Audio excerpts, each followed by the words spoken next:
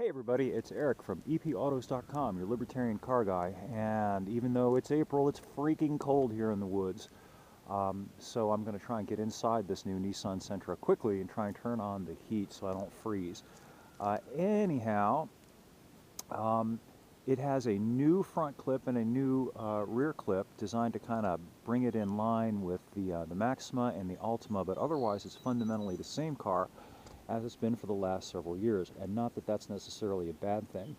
The Sentra's a pretty cool car overall, with its chief weakness relative to some of the other stuff that's out there being that it's pretty slow.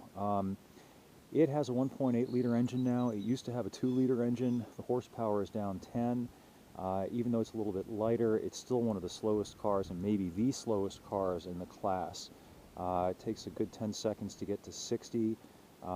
At least you can get it with a manual transmission, but you can only get it with the manual in the lower trims. All the other trims come with a CVT automatic transmission. The new Chevy Cruze is probably one of the most compelling cross shops against this. It comes with a turbocharged 1.4 liter engine, and you can get a manual transmission, and not just in the base trims, you can get it in the higher trims. However, the Cruze has not got as much room inside. The only car that's competitive with this, that actually beats this in the class in terms of interior space, is the Corolla, and the Corolla is also a few years old, but it's a very appealing choice too. Anyway, I'm going to get inside here and fire this sucker up and get going, and try and show you the gimpiness in action. This car has the CVT, this particular press car that I've got. Some of the other updates, by the way, for the new model year, they've changed the interior layout just a bit. It's got a new steering wheel. He's a lot stronger than you think. Eric. Kind of sporty. They've also updated the LCD touchscreen, which I'm a fan of. This particular unit is pretty easy to use. It's got straightforward knob and button inputs and additional touchscreen inputs. Pretty simple to use, pretty effective. Again, nicely laid out interior for an inexpensive car.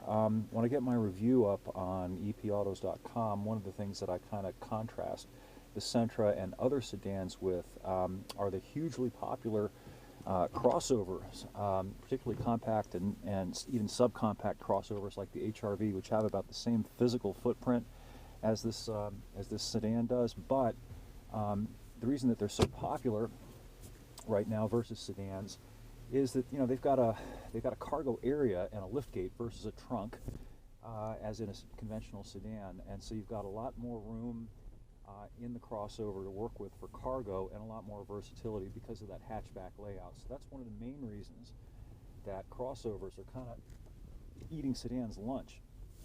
But if you don't particularly care about that, if you don't have a whole big need to haul refrigerators and 2x4s and things like that home from Lowe's, you might want to look at these sedans, because they tend to cost a lot less, both in terms of their sticker price and also just because you've got more haggle room, because again, the crossovers are a lot more popular, whereas the sedans kind of aren't. If you give me a minute here, I'm going to show you the less than stellar acceleration with the car. It's telling me low outside temperature, and I don't want to be abusive, even though I am a car journalist, and it's not my car. I'm not going to hammer this thing until it's had a minute or so to warm up. But the CVT just kind of groans and creaks, and the engine is under-engined for the car.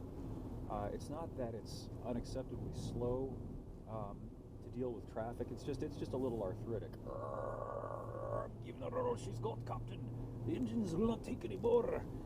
Personally, I would buy this car with the manual, but again, the downside to it is that you have to stick with the S trim, which, though not a stripper, doesn't have a lot of the nicer amenities, including the larger updated touchscreen that comes in the higher trim levels.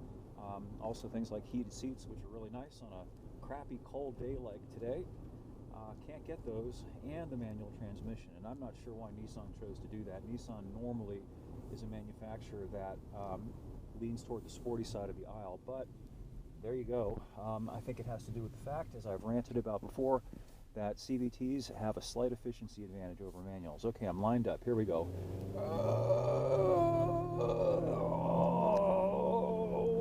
50, 55. and there's 60. There you go. And that's under ideal conditions on a flat road.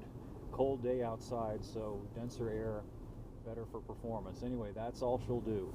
So the full review will be up at epautos.com. There's also a rant about the Tesla 3, which everybody in the industry is giving a big blowjob to, including those geeks over at Jalopnik, which I hope they're watching this.